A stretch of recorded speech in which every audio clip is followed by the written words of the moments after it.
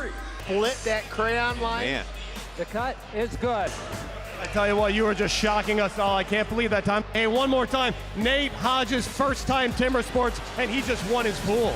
The very fast cut has set a new U.S. record in the hot saw, 5.02. One more competitor to go. And the plot thickens.